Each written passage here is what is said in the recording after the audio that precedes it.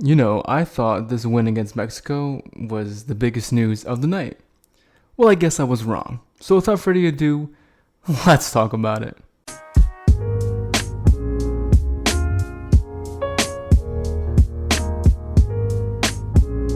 Damn. Okay. What's up, guys, and welcome back to the channel. My name is Drew, and if you're new here and you guys like what you're seeing and hearing, including me, let me know down below by subscribing and leaving a comment of your feedback or your thoughts down below. Definitely hit the like button to help this video get passed around. I am currently on the road to get to 4,000 subscribers and then eventually 5,000. Maybe my goal is 10,000, but let's start little at 4. So if you want to help your boy out, subscribe down below. Help the channel get pushed around and help me get pushed around my life. Don't mind the new setup back here. I'm just temporary, just bought a new house. If you saw in the last video, me and wifey bought a new house, baby. So if you guys like it this way, let me know. A lot easier. If you don't, want to see some more USA merch, send me some. It was announced last night, mid-game, like literally halftime, I think, that USMNT was on the verge of reappointing Gregg Berhalter back to head coach of the USMNT's team. But I just said USMNT team twice. Look, I can't even think straight because I can't even fathom how ridiculous his appointment is. Now look, I am not one of those MLS haters or guys who were in the USMNT fan base that was totally against Berhalter. I would criticize him when I felt like he needed to be criticized on roster selections or roster call-ups or tactical errors or just tactical awareness, I guess, in the game, like substitution stuff. I was like, dude, what is this guy doing? So when he needed to be corrected, I felt like I did my part to, as a fan, like, yeah, what the fuck is this guy doing? But I wasn't against, like, didn't hate this guy, like I wasn't totally against it. I appreciate what he did, but I think now it's time to move on. That's the kind of vibe I got, because I felt like, what else are you gonna do, bro? Like, why overstay your welcome? You know what I mean? Like, that's, you did what you could, you did okay. And we're going to get into what he's done for the USMNT in a little bit, but I think that's it. So today, guys, again, I don't know how long this video is going to be, but I really want to go over the Twitter feed of all your guys' reactions. So if you guys see your Twitter handle pop up, give yourself a shout out in the comments. Let me know that I selected your comment to be talked about on the channel. And subscribe down below as well. But I really want to go through with you guys the USMNT Twitter, the announcement, kind of see all the fan reactions, kind of go through all that and open that Pandora box together, okay? Because I think for the most part, I would say 90% of us fans here all feel like Berhalter was a safe, easy choice that did not need to be reappointed. But let's just get into this topic, man. All right, so I kind of want to go over all of the reactions to the USMNT's announcement to Berhalter being appointed as manager, kind of go through the fan reactions. If you see your name pop up here on your Twitter, on this Twitter feed here, let me know down below that I give you a shout out, and then subscribe while you're down there. Why not? You're down there, bro. Like, just keep going. Sounds wrong, but it's okay. All right, this is the official announcement. Gregg Berhalter. Again, last night it wasn't really made official. It was just kind of speculated or hinted that it's going to be announced. But now with this tweet that has over 4.4 million views, it is officially confirmed that Gregg Berhalter is the coach, and 5,000 comments. Like, and it's not all good. I have not seen one good comment on this. Will Forbes, sad day. True that. Number one fucking Kansas City fan right here, Kevin Cho. Oh my god, congratulations everyone, or I'm sorry, still learning. But again, like, look at all these reactions. Football Report. You'll see this clown manager here, Clown Berhalter, in almost every post the USMNT has had as of officially announcing Berhalter. Football Report, again, a classic meme here of all my homies hate something. USMNT kid, laughing face, Gregg Berhalter. Y'all are fucking idiots, go to hell. Dude, it's literally like even MLS Buzz. Like, I haven't seen this one yet. Is it good? Is it bad? Because MLS, so I'm not sure. I'm gonna take that as bad. Okay, add it to the list. I still have not seen one. This is my favorite one. All I can do is accept this. Like, what the? I mean, that's all we can do right now, literally. But actually, there is one thing we could do to change this, and I'll get to that in a little bit. Matt Crocker, you better hope we never meet. Oh, okay, chill out, Drew. I'm ashamed that we share the same name, bruh. But again, a bunch of reactions here of people really against this announcement and against the way the USMNT, the federation in general, went about it. Like, is this true that he's a chosen one? It's true, bro, unfortunately. So I like that, but what I think is really dumb is this next tweet here that I'll put it up a little bigger for you guys. Is that they're really trying to hype this dude up. Like, they're really trying to hype him up to make it seem like, yeah, like he was the only best candidate we could have. I mean, look at these numbers. There's no way we could ever announce someone else. Like, look at this guy's results. The win percentage. Let's break it down. Ready? Overall best winning percentage among USMNT head coaches. Okay. 0.71. Was it like 71%? Great. Did you see the competition he was facing? A lot of CONCACAF teams were kind of shitty last couple years. You know, teams like El Salvador, Panama, Honduras, even Mexico, bro. Best winning percentage among USMNT head coaches in official competitions. Basically, the same freaking thing they just said before, but now they made it in official competitions to make it seem more prestigious or more official. But really, again, the official matches are Gold Cup matches against fucking Martinique, Curacao, Trinidad and Tobago, CONCACAF Nations League matches against like Panama, Costa Rica, like teams that are not as good as they used to be, I think, back in the day.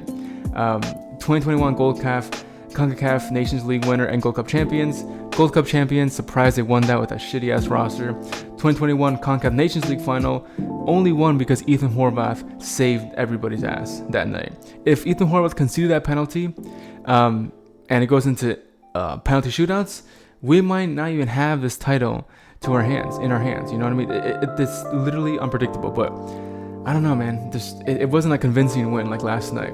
Oversaw most USMNT wins in a calendar year. Okay, great. Congratulations. Most wins in a year. Again, fucking Curacao, Panama, Costa Rica. Like, when it came to teams that really were kind of a little bit on our level or a little above our level, we struggled. Either 0-0 draws or slim 1-0 unconvincing good wins, like against Qatar. Fucking losing to Switzerland last year or something like that. Like, not beating Wales twice. And okay, here last one is just really, really stupid to have a credit to your name. Guided the second youngest team at the 2022 FIFA World Cup. Okay, great, bro. You're hired. I'm gonna put shit like that on my resume. Like, guided the youngest Dunkin' Donuts crew ever in 2015. Great, hired. Okay, what does that mean? What does that mean? Honestly, anybody could guide this team to the World Cup and be disqualified, just like he was. Okay, anybody could do it, dude. It's absolutely insane. So, like, again, let's look at the fan reactions to this post. But you'll see a Clown Berhalter. See, look at that, Clown Berhalter. Tactical manager, BJ Callahan has a 100% win streak. That's true, man. That is true. Again, everyone, just you get in there and you show them why MLS players should be on the national team. I guess it's Gregg Berhalter talking to himself. I love that. That is freaking hilarious. Dude, like, it literally is insane how many people are really against this announcement. And I never seen the USMNT fan base kind of fall apart like this. But now the big thing is, like, yeah, sky's the limit. Like, I don't care about this press conference. The big thing he said here that people were taking away from it is that he didn't have a conversation with Zach Steffen or Ricardo Pepi or Gio Reyna after the World Cup stuff. So, like, is he really a good manager, or is he just scared of competition? I don't know. That's a whole nother issue. Now they're trying to fucking make us feel better by showing us all the games from last night, the goals, the play, and then they go ahead and post this. Like, I feel like they post Christian Pulisic commenting like this on Berhalter in a positive way to be like, oh, okay, you know what? Christian Pulisic said it's like he supports him, so I guess I should support him. I watched this interview. I've seen this comment here. I've seen Timothy Weah back him too. Like, that makes like a sense that I should back him too. No, bro. No. It's totally different. Here's what Pulisic said.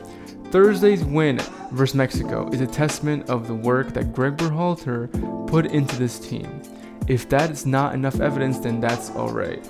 People are gonna hate no matter what. So that is honestly, like, I love Christian Pulisic, man. He's gonna be the greatest player of all time in our USMNT generation pool.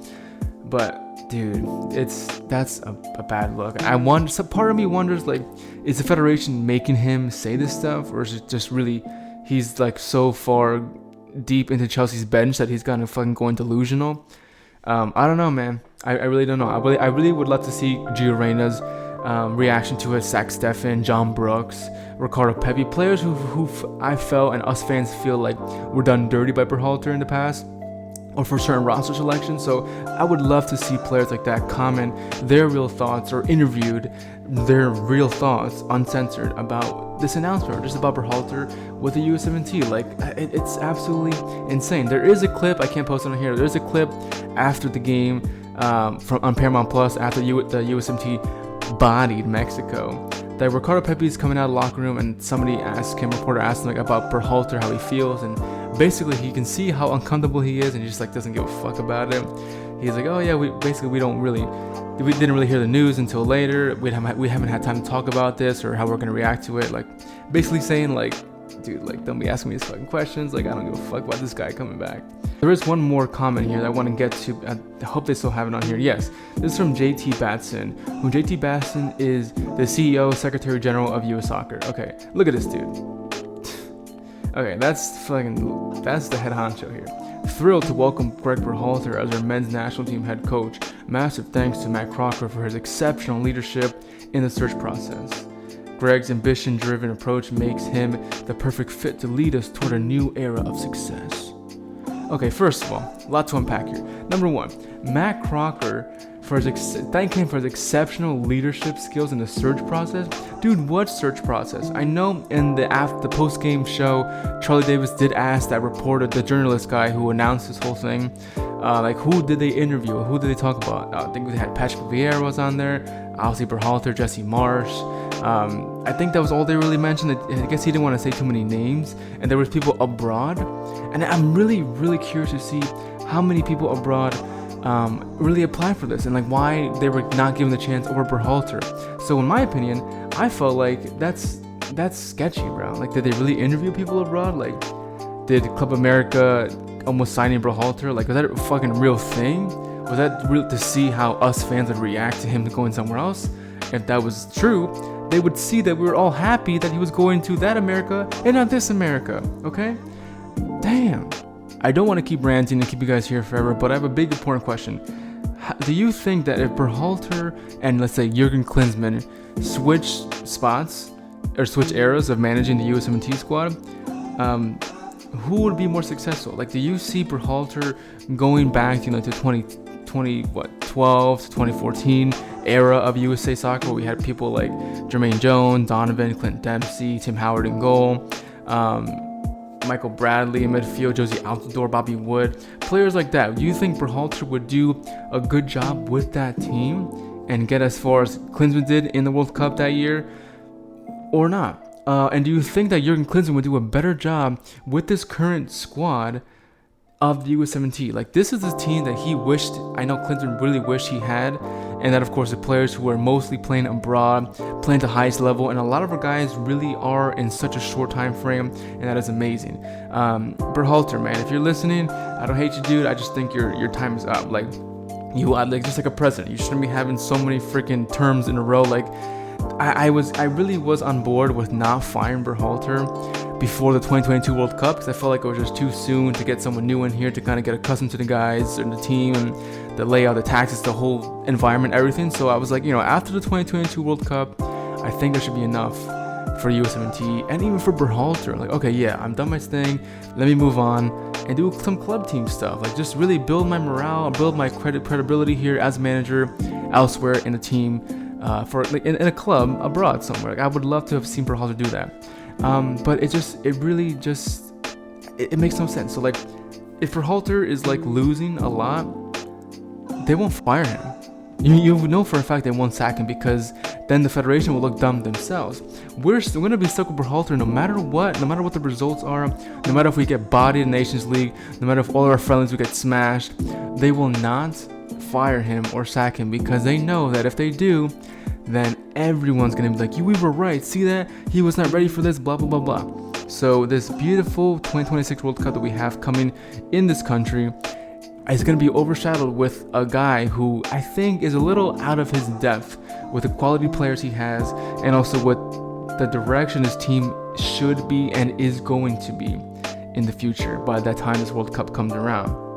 I would love to have seen someone more capable managing this team. And to kind of piggyback off what Charlie Davis said last night in the post thing, I'm sorry I'm rambling, but Charlie Davis said, hey, we can't pay someone like Pep Guardiola or Jose Mourinho millions of dollars like this, because how is that fair to the women's national team manager, only paying him, like, gonna cut him short? Like, dude, I'm not talking about that, man. That's such a dumb thing. Like, first of all, the U.S. men's team, while they're not as successful as the women's team in terms of World Cup success, yeah, I get it. But you know what? It makes the fucking money. It makes the money because it's the more marketable thing. Men's soccer is just way more marketable in general than women's soccer, okay? Like, obviously, there's more guys here. There's just more managers in the men's team that have a better understanding of the game, or just have bigger, better profiles than a lot of managers in the women's team. It just makes sense. So obviously, they get paid more money, not because this guy is not good who's coaching the U.S. women's team, but because there's someone else like Mourinho or Pep Guardiola or, you know, Jurgen Klopp that is doing much, much better by light years, like light years better than the women's national team coach. Okay, does that make sense? Like, don't try to like pull this fucking woke shit all the time. Like, it just makes no sense. Like, it has no place right now in this thing. Like, I think if we wanted to have somebody coach our national team for the men's team, someone like an A-lister, a big profile, we would find the money. Just like MLS fucking found the money to sign Messi to the league with a team that doesn't have any more DP spots and give half some of the revenue of fucking the Apple sponsorship. They found a way to make it happen, just like USA would have found a way to make a big manager come and sign and manage his team. They would have found a way, but instead they took the lazy, easy route out because they know, like, you know, Berhalter and the players, they really like him, so let's just keep this all going the same way. I just hope that players like Pepe, Brooks, Stefan, and, you know, Gio Reyna don't suffer for this. I hope he comes in here like and just kind of puts shit, water under the bridge, and that's it. And I'll tell you guys right now before I go, if Berhalter is able to win this World Cup, quote me now, win the World Cup or get to the finals, semifinals of the 2026 World Cup with the team we have by then, I will shave my head bald. I promise you. This is a promise. If you want to come back to this video by this time, whatever, let me know, because I literally will shave my head if this guy brings his team to the final, wins it, or the semifinals, and wins that. Okay, let's just be safe here. Let me know your thoughts down below, because I know most of you guys are gonna be freaking out. So let me know. I want to read some good stuff when I go to bed tonight. So as always, thanks for watching. Thanks for kicking it with me. I'll see you guys next time. Peace.